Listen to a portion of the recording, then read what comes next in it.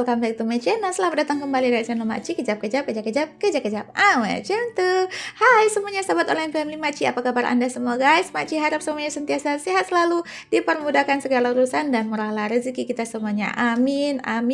Bahasa Indonesia adalah bahasa yang sangat mudah untuk dipelajari. Tidak heran kalau beberapa negara di dunia ini sangat tertarik untuk mempelajari bahasa Indonesia, dan tidak heran juga bahasa Indonesia sekarang ini sudah sangat mendunia. Kali ini kita akan melihat bagaimana bahasa Indonesia itu sangat populer di Korea. Malaysia terkejut dan mau tiru strategi promosi bahasa Indonesia. Orang Korea pilih bahasa Indonesia. Profesor Malaysia kecewa ya guys. Video ini masih lihat daripada channel Back to 90. Seperti biasa, kalau tadi punya link nanti dekat deskripsi box. Jangan lupa tekan link tuh. Sama-sama kita sahabat channel ini ya guys ya. Oke, kita nggak usah berlama-lama. Marilah kita saksikan sama-sama videonya. Let's go. Mari kita lihat. Ini dia. Menarik di sini adalah sebagian besar dari para pedagang ini sudah bisa berbahasa Indonesia. Bahasa Indonesia makin populer di Korea. Sekarang jam berapa? Keren nih, orang Korea bisa pakai bahasa Indonesia. Orang Korea jualannya pakai bahasa Indonesia guys. Kepopuleran bahasa Indonesia di Korea. Beberapa profesor terkemuka di negara Malaysia memiliki pandangan yang berbeda tentang bahasa Melayu dan bahasa Indonesia. Sebagian dari mereka yakin bahwa bahasa Melayu telah mendunia dan memiliki jumlah penutur yang sangat besar. Mereka bahkan mengklaim bahwa bahasa Indonesia sebenarnya adalah bahasa Melayu. Namun, di sisi lain, beberapa profesor lainnya lebih realistis dan mengakui bahwa bahasa Indonesia yang sebenarnya telah mendunia dan memiliki pengaruh yang lebih luas. Saya lagi di Seoul, Korea.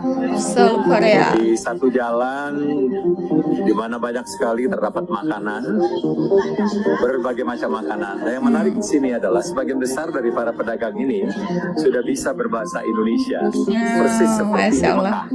Karena banyak orang Indonesia, maka mereka mempelajari bahasa Indonesia. Jadi mereka sudah mulai menawarkan dalam bahasa Indonesia, kemudian transaksi dalam bahasa Indonesia yang sangat sederhana. Luar biasa kan? Jadi kalau mereka berhasil menarik turis dari Indonesia, kita berhasil mengekspor bahasa Indonesia. Luar biasa. Di Korea pakai bahasa Indonesia. Pakai krimnya paling enak. Campur pakai krimnya enak. Nah, di sini ya. Mau cereal ya? Cereal mau? Enggak ya? Kembali 3.000 berarti. Ya benar, 3.000 ah. Wah. Opa Korea bahasa Indonesia. Ngomong bahasa Indonesia. Bagaimana? Sekarang jam berapa? Sekarang jam berapa? Selamat malam. Opa Korea bisa bahasa Indonesia ya. Korea bisa pakai bahasa Indonesia. Kamu cara saya. Sekarang Indonesia. Sekarang orang Indonesia. Tepung, maizena tepung. Rubang. Atau lubang. Aku videoin orangnya. Stretching sedikit, Jenny sedikit, tarik. Sedikit demi sedikit, tarik. 500 jagung yang redup.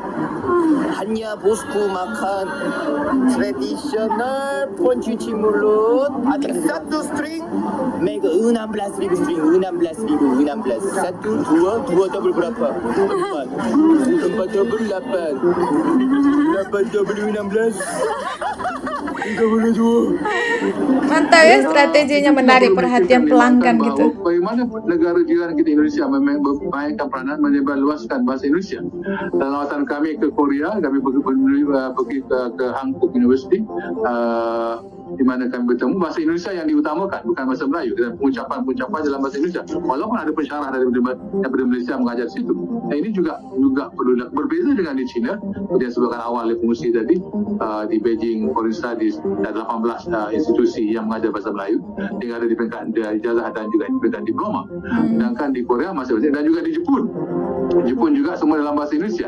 Dan sekarang ini sudah ada usaha yang amat aktif dilakukan oleh Indonesia menyebarluaskan bahasa Indonesia ke Thailand, di daerah-daerah seperti Selatan Thai, di mana guru-guru bahasa Indonesia dihantar yang gajinya rendah dengan pengorbanan demi untuk menyebarluaskan bahasa Indonesia, maka mereka sanggup mengajar malah di Darul Ulum, di sekolah-sekolah pondok untuk menyebarluaskan bahasa Indonesia. Lalu Indonesia juga menawarkan beasiswa kepada anak-anak Thailand di Selatan Thai untuk belajar bahasa Indonesia di Indonesia. Jadi semua ini tindakan-tindakan proaktif yang perlu kita pelajari, kerana kita ada kedutaan di seluruh dunia dan juga pejabat usaha tinggi serta konsulat-konsulat di beberapa bandar-bandar di seluruh dunia. Barangkali kita perlu lakukan untuk mewujudkan sekolah bahasa Melayu di kedutaan dan juga di pejabat usaha tinggi. Dan kita ada atasci pendidikan yang barangkali tugas atasci pendidikan itu bukan sahaja untuk menjaga kepentingan pelajar-pelajar kita di luar negara, tapi juga berperanan untuk menyebarluaskan bahasa Melayu antarabangsa, membuka kelas-kelas bahasa Melayu. Dan barangkali dengan adanya guru-guru bahasa Melayu di situ, dihantar ke situ, mungkin kita dapat memainkan peranan mempentingkan pelaksanaan bahasa Melayu sebagai bahasa antarabangsa.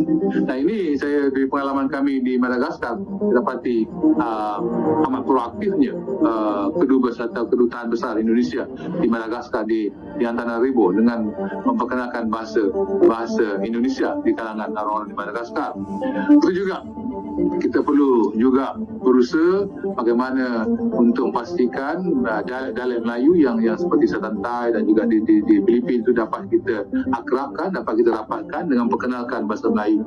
Kerana Tagalog juga merupakan satu dialek Melayu, mungkin kita boleh lakukan ini. Seandainya kita berjaya menubuhkan satu institusi yang khas atau digunakan di peringkat kedutaan, di peringkat pejabat tinggi. Lalu semua tindakan-tindakan yang memerlukan iltizam dan keberanian, keseriusan dan kesungguhan pemerintah. Seandainya pemerintah sepele, tidak mahu, tak serius, maka tengah sendirinya terjunam ke bawah lah bahasa Melayu itu. Apatah lagi apabila sekarang ini di negara kita, bila PPSMI dilaksanakan, DLP dilaksanakan, orang sudah mula mana remeh bahasa Melayu. Orang sudah tidak menghormati bahasa Melayu, orang menuntut supaya bahasa-bahasa kaum lain diangkat juga sama taraf dengan bahasa kebangsaan. Ini semua perlu kita fikirkan bagaimana cara psikologisnya di negara kita di satu sudut pemimpin pemerintah tidak menghormati bahasa Melayu, mengutamakan bahasa Inggris. Di satu sudut lain juga bila adanya usaha memandang remeh bahasa Melayu itu atau bahasa kebangsaan itu, maka orang lain juga menganggap bahasa Melayu tidak penting bila orang Melayu sendiri tidak menghormati bahasa Melayu. Ini juga perlu dipikirkan dengan serius bagaimana kita dapat mengatasi masalah psikologi di negara kita ini yang boleh menyebabkan keruntuhan bahasa Melayu. Itu saya pandangan awal. Lalu kita perlukan orang yang cerdik, yang tahu teknologi, yang dapat menterjemah seluruh hazanah bangsa dalam bentuk yang paling mudah, dalam capaian yang paling mudah dari segi dari ujung jari saja ketika terjadi setahun. Itu harapan saya. Dan kita juga perlukan pemimpin yang iltizamnya tinggi, bahawa di sebalik kita perlukan pemimpin yang berintegriti, pemimpin yang juga mempunyai keyakinan terhadap dirinya dan juga keyakinan terhadap bahasanya.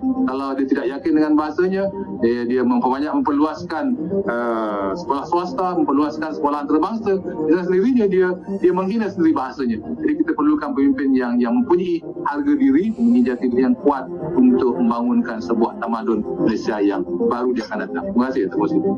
Dan bahasa itu perlu diperkenalkan, dikembangkan dengan strategi-strategi ampuh.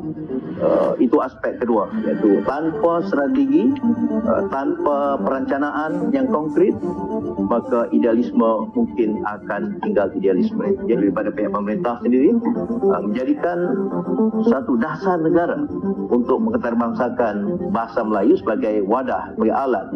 Bukan soal bahasanya saja, tapi soal ilmu. Kita berkaitan soal kearifan setempat. Inilah waktu dan peluang yang kita mengemukakan ide-ide besar kita, warisan budaya dan tamadun kita di alam Melayu melalui bahasa Melayu dan melalui berbagai program yang berasaskan teknologi moden. Dengan demikian, saya kira kita akan mencapai tujuan dan juga cita-cita untuk memberikan sumbangan besar pada proses globalisasi yang sering saya sentuh. Nampaknya, Profesor Malaysia bukan hanya kagum, mereka bahkan ingin mengikuti cara pemerintah Indonesia dalam mempromosikan bahasa ke dunia internasional. Bagaimana pendapatmu mengenai ini, Sob?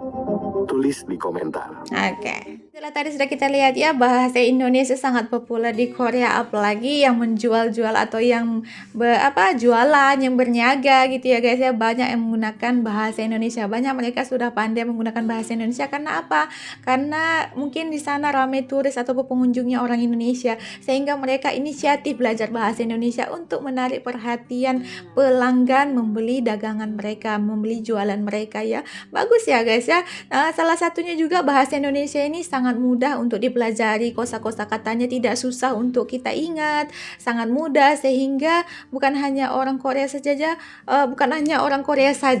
orang-orang di negara-negara lain pun sangat mudah untuk mempelajari bahasa Indonesia ini ya guys ya. Dan kita boleh lihat tadi profesor daripada Malaysia itu mereka sangat kagum dan juga melihat bagaimana strategi negara Indonesia dalam mempromosikan bahasa Indonesia di tingkat dunia. Dan sepertinya Profesor Malaysia ini ingin mengikuti ataupun meniru cara negara Indonesia dalam mempromosikan bahasa Indonesia. Itu sudah biasa ya guys ya. Kadang-kadang kalau yang positif-positif itu kalau mereka ingin meniru ataupun mengikuti nggak apa-apa ya guys ya, kalau Malaysia ingin mengikuti, tapi kalau boleh gunakanlah cara sendiri dalam mempromosikan bahasa Melayu, itu jangan mengikuti negara lain gitu ya guys.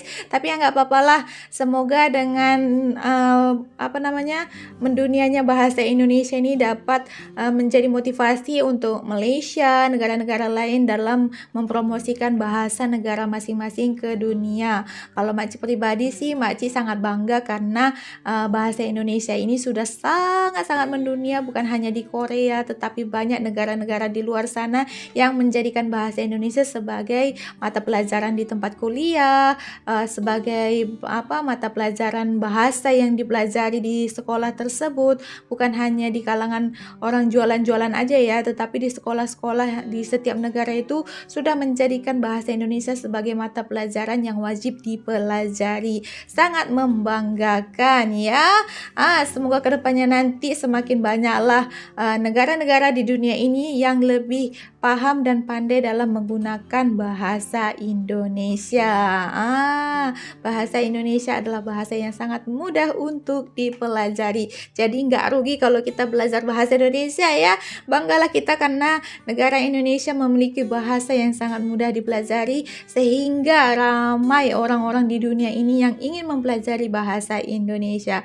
Ketertarikan orang-orang ataupun turis-turis ataupun bule-bule ataupun negara-negara lain, ketertarikan mereka ingin belajar bahasa Indonesia itu sangatlah kuat. Kita berbangga hati, dan salah satu juga karena pemerintah Indonesia juga mereka tidak main-main dalam mempromosikan bahasa Indonesia ini. Mereka sanggup menghantar ataupun mengirim guru-guru bahasa Indonesia ke setiap negara guna untuk memperluaskan ataupun mempromosikan bahasa Indonesia ini ya.